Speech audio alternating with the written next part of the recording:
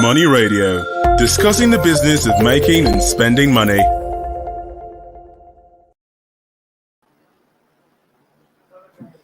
Hello, you out there who are following us. You are welcome to this edition of Money Radio. Money Radio is a program that brings to you the latest developments in Nigeria's business and economy cycles and issues of business around the world. My name is Kes Hamon. I'm your host today. I'm here with Mr. Haniel Jafaru. He's an expert in the ICT sector, and I can assure you, you will get the best from this discussion. So, what are we discussing today? Well, the ICT sector has had massive contributions on the Nigerian economy over the past decade or so, and we can even put some number to that. Around 14.73% it contributes to the country's GDP. That is according to the Minister of Information. That is communications. Yes, Pantam. Yeah. 14.73%. That is a whopping amount compared to the much touted oil sector, which contributes just below 9% of the country's contribution. That's much. Do you agree with me? Yeah, I do agree with you. In fact, that was for 2020. Also 2020. Yeah, that was for 2020. First quarter 2021, we're already at over 6%. And that is considering the fact that we are even in the period of COVID-19, when the economy was shut down, and this sector contributed that much. Yeah. So I would like to ask you a few questions, and I would like you to inform our listeners. What areas in the ICT sector? What areas is the ICT most impactful on the Nigerian economy? In what areas is it most felt in the Nigerian economy? Well, in the area of innovations, that's one of the areas that ICT is most felt, because we have graduates that are ICT graduates that are innovative enough to bring forth new products. So when I'm talking about innovation, I'm talking about specifically software development. Software development can be the regular software that we use on our systems, or it can be the software that we access from the web. So that's web products. So generally, majority of the growth experienced in the GDP came in from both the telecoms aspect of ICT and the software development aspect of ICT. So those are the two major areas that ICT, as long as Nigeria is concerned, is being felt, because it has impacted on the Nigerian economy.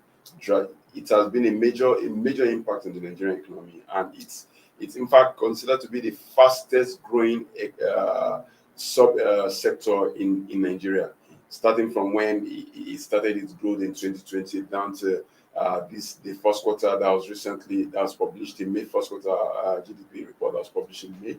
It's assumed to be it's a fact. It's no longer an assumption, but a fact that ICT is the fastest growing industry in the whole of Nigeria. Well, while other sectors are falling or dwindling, this ICT sector is actually growing. That's it's like the new gold mine. Yeah, let's start with the fact. Let's start by saying all thanks to COVID-19. Thanks to COVID-19. Yes, because before now, ICT sector was not a sector that people would want to look at. Yeah, we are coming up with products and all that, but it was not a sector that companies wanted to leverage on. They were always, I would prefer doing my things physically. I would want to see the product I'm buying. I would want to see who I'm selling to and all that. So because of that, most persons were not in alliance with using ICT-based products. But now there is the likes of Zoom that have come to ensure that you don't need to travel elsewhere to go hold your meeting. There are fintech companies that ensure that you You don't need to go to bank to carry out whatsoever transaction you want to carry out. There are so many innovations that ICT has brought forth, all thanks to the fact that, yes, we used to do this before physically, but now COVID-19 mandated us to sit at home. And because it mandated us to sit at home, and we still needed to do those things, it now means that we have to look for another way of doing them. And that's where ICT came in. It's interesting that COVID-19 has had a positive impact on the Nigerian economy. Yes, not only on the Nigerian, on the global economy generally, especially in the ICT sector. Wow. Yeah. So, what opportunities are there for growth? Well, as long as ICT generally, we are still trying as much as possible to extract the concept of ICT. Most organizations have not been able to has not been able to adapt or accept the full deployment of ICT in their establishments. We still have organizations who are not really, who really will tell you you must come to office, even though the kind of jobs that those organizations do, you can do them remotely.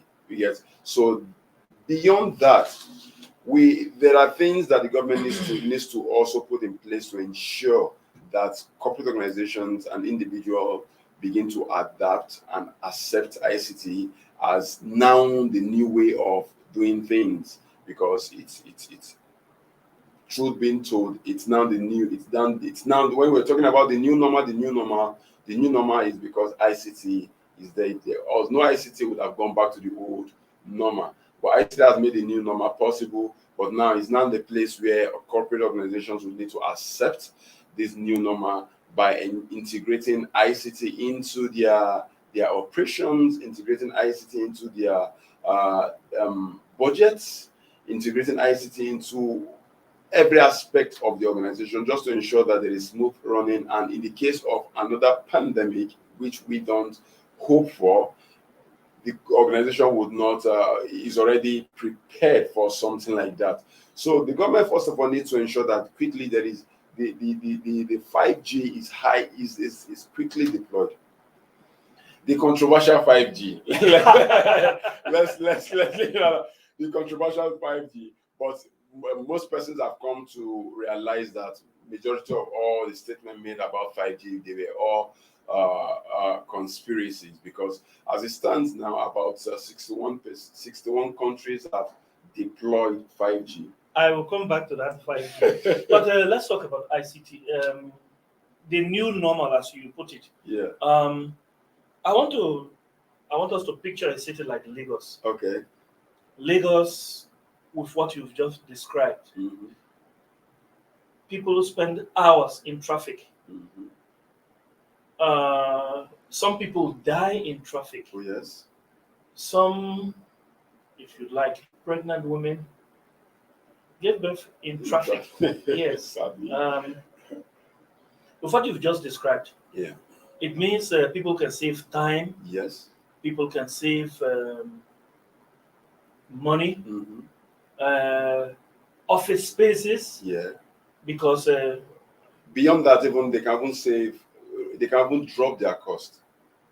Organizations implementing yes. ICT, integrating cost ICT of electricity. Cost of electricity, the cost you use in turning on every computer in your office, the cost you use in running every machine in your office. There is all in your organization. All these things are now. It's more of like you are not decentralizing these things, and it's not as though you're paying for them, because the individual would need to ensure that he has light in his house for him to work. So maybe you can bring forth what is called power allowance, yeah, just to ensure that organizations do staffs are not burdened with that. But now, even though you want to bring forth power allowance, you can't compare it to the amount you're paying for power when they are all in the same office and all that. So integrating ICT into corporate organization is going to drastically, especially busy and populated city like Lagos, is going to drastically reduce the cost of expenses. It's going to, it's going to increase the life expectancy generally, because at this point you're at your home and the comfort of your home, doing the job you're supposed to be doing in office. in the house without any form of distraction, if you can, because that's actually a concern, because most organizations feels that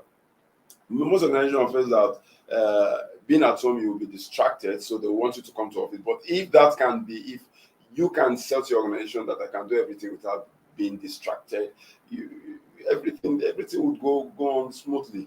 It also has security implications. The companies don't have to pay so much for security and all of that. Yeah, exactly. Who would you accredit this growth to? The Minister of Communications and Digital Economy, Dr. Pantam, is being praised for doing a good job. Would you accredit that? Generally, everybody has a role to play.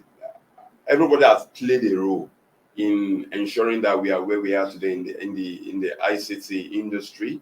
But kudos to him. I would truly want to give him that thumbs up for first developing, having the initiative to develop the broadband plan. Because in all these things, if there was no, so far we have about 50% broadband penetration, and we have over 134 million Nigerians connected to the internet. If you want to look at that, if you want to take out that statistics before he came to office, you would notice that he has done tremendous work in that perspective. But it's not only him. He did his own part. There were rules where the telecoms providers had to also do their part. There were NCC had to do their part. Then we should not forget the Nigerian innovators. Because they are the one that brought in. If we have all these infrastructures and we don't have innovations to drive them, or the innovations don't ride on these infrastructures, then it will mean at the end of the day that the infrastructure will just be a waste. So the Nigerian innovators, the developers, the programmers, the entrepreneurs that are bringing forth these wonderful good products that Nigerians are also buying. Then the compliance, because me and you should also take accolade for using the products. We can't. There are companies. We can't rule out the possibility that people who have a good hardware, you have a good software running on hardware. Then there is not the place where people are begging you to make use of this thing. So kudos to Nigerians who have accepted this product and are using it daily. In fact, they are now prefer. If you go to the street and take off the statistics, people will tell you that they've not been to bank for 6 months. They've not been to bank for 8 months. All thanks to the fact that they have accepted the need for us to begin to run in the digital space. That's great. Yeah. Let's take a break. When we'll come back, we would like to talk about the 5G, how it's going to contribute to the oiling of this new gold mine. Yeah, we want to talk also about sufficient awareness. We want to talk also about what government can do to latch on to this new gold mine, sort of. Well, let's take a break. When we come back, we'll answer those questions. All right.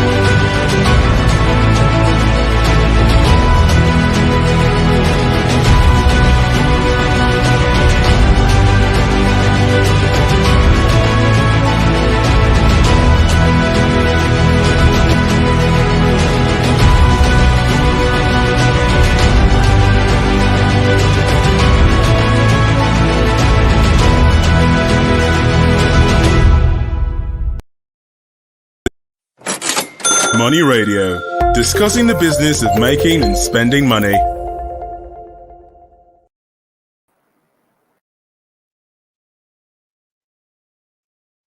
Still the Money Radio, and in the studio with me is our ICT specialist, Mr. Haniel Jafaru. Before we went on break, we were talking about what contribution 5G has to play, or how is it going to contribute to the smooth acceptance or use of what ICT, what growth there is to latch onto in the ICT sector. Okay, let's start by even looking at the estimated global value of 5G. 5G is estimated to contribute about $13.2 trillion. $13.2 trillion dollars in the world's economic value. If I were to give you a rough estimate, considering that the world's GDP is somewhere around 90 trillion, that means ICT or 5G is may somewhere be around between 15 and 18% of the world's GDP. Yeah. Let's go ahead. So, and it is also estimated that accepting 5G would create around 22 million jobs. 22 million. Yes. In addition to what we have, or in addition to what we have. All right. Yeah, because now how is it going to do this thing? Because 5G, deploying 5G has stages. The first thing that 5G deployment will bring forth is the fact that there will be need for telecoms to create more substations. That will be a job for the construction company. Yeah. Directly, they will have to engage construction companies to create those masts, those underground cables, that will be the construction company. Now, beyond that, the information service sector will come in. That is the sector where the core ICT guys would now have to function, where you get developers, where you get programmers, where you get network administrators to ensure that you configure the network and the switches and the RAN and the CAN and every other configuration and software development and the billing system that you need to do. Yeah. Now that's another angle to deploying 5G. Then the last sector is going to be the engineering sector. Yeah, I get you. So now these are direct jobs that accepting when let's say a country accepts 5G, automatically these three sectors are automatic beneficiary of that acceptance. Educate our listeners. There has been so much talk about 5G. Some people even say 5G is the cause of coronavirus. So we know the benefits. You just told us some of the benefits. What is the cost, especially health cost? Well, is there any health implication to 5G? The power consumption or the power transmission in 5G and 4G are not. There is no much difference. As I've earlier told us that at the end of the day, we will find out that most of these public outcry were conspiracies. Because if you go, you look at it, and if you look at these things objectively, you find out that at the end of the day, they were all conspiracies. There were different conspiracies theory that I may not even want to go into now, but the health implication, the only, if you want to look at it, the only health implication is the fact that is the heat that comes from the radiation, and it is not as harmful as it is being projected by those conspiracy theory. It is not as harmful as it's being. In fact, it does not go beyond our skin. Wow. Yes, the harm doesn't go beyond our skin. What it does, let's work with the assumption of the remote in our houses. They all use the same form of radiation when you're controlling your remote from afar off to your TV. It makes use of radiation. The gas, what's it called, microwave in our houses, yes. It makes use of the same radiation. So what's now if we have all the microwave and the lights in our houses and we have not died, we're still so what now? It's just that we have. It was sold at a time where the world was in jeopardy. The world was at standstill. So everything that is being sold at that point in time, everyone wants to review, everyone wants to check, everyone wants to be sure that that is not the cause of COVID. That is not there's not a side. It's not an effect that brought about COVID. So people were anxious, and that's what made everyone to begin to align with whether it is bad or not. I got you. So, what can government do to latch on to this new opportunity? Has government even accepted 5G? Yes. In May, we signed. I think in May, there was the announcement that 5G would be deployed soon in Nigeria. Sadly, we were among the first country to test 5G in Africa. That's great. Yes, we were among the first country to test it. Testing does not mean deploy. Yeah. But two countries already have deployed. South Africa has deployed 5G June last year. Kenya deployed 5G April this year. Where's Nigeria? Does the use of 5G have anything to do with power? The supply of power? No, it's still the same. No. It really does not have drastic. There will always be. It now depends on the equipment you're using. It depends on the equipment you're using. There are some equipment manufacturers whose power consumptions are higher than others. So it now depends on the equipment. If you're using, let's say, Huawei-based equipment, they will tell you for each of the equipment you're using, they'll tell you the power implication. If you're using Ericsson, because all these companies, they are into telecoms equipment, they are all telecoms equipment providers. If you're using Ericsson or Nokia, each of the equipment, they will always, just where you have your TV and you have the power consumption rate of the TV. Same will it be for the 5G equipment. So let's get back to the point. What can government do to make sure that the ease of doing business or the ease of benefiting from not 5G, from ICT? Well, the first thing government will do is to hasten the deployment of 5G.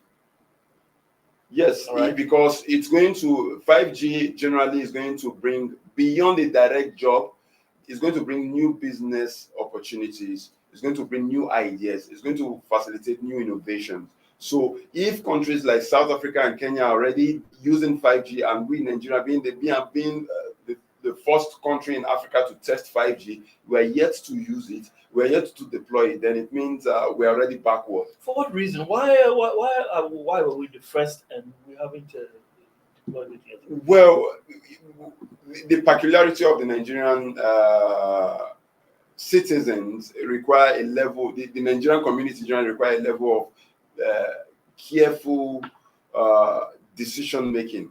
Now, in Nigeria, you remember during that time where the conspiracy theories were coming and all that, there were serious allegations and all that. So that cannot be compared to the allegations that were leveled on the Kenyan government or the South African government.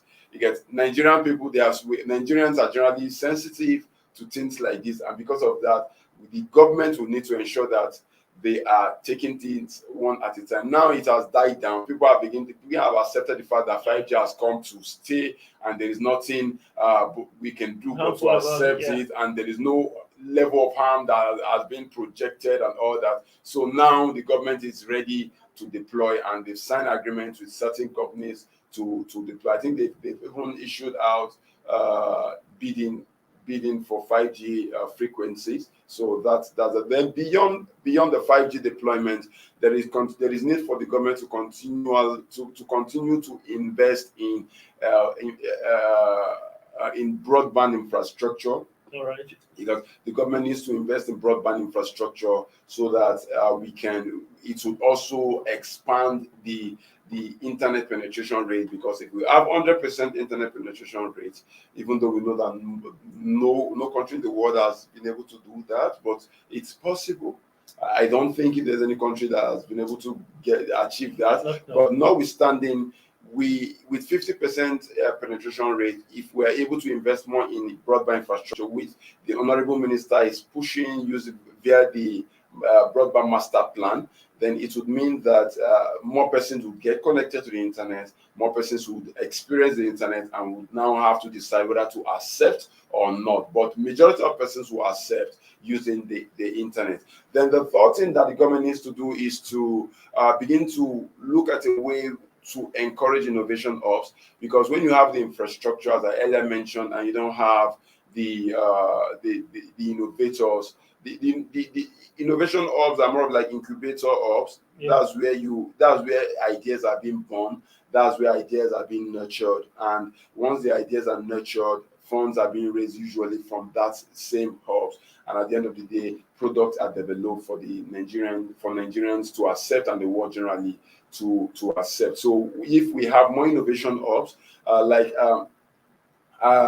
Nigeria has about 55 innovation hubs total so far, and from these 55 innovation hubs, we've been able to raise about $90 million in foreign investment into these innovation hubs.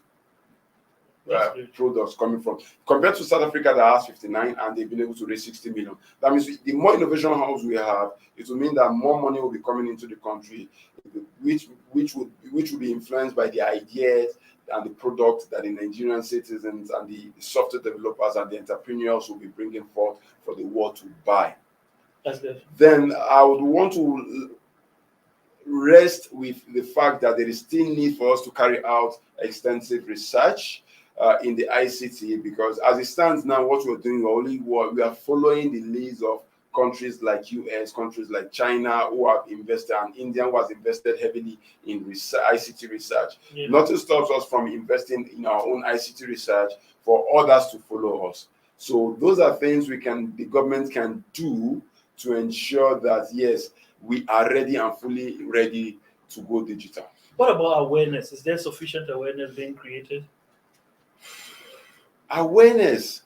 Yes, so far so good. There is this guerrilla form of awareness that's happening where, hey, have you used this? Because now most persons are aware of Windows 11 coming out. Because that's guerrilla form of awareness where I tell you about a product, you use it, you like it, you tell another person, you use it, he likes it, he tells another.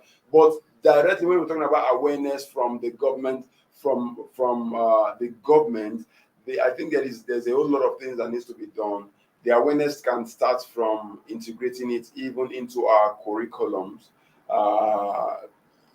from primary schools, because I think computer as a subject started in secondary school. Yeah.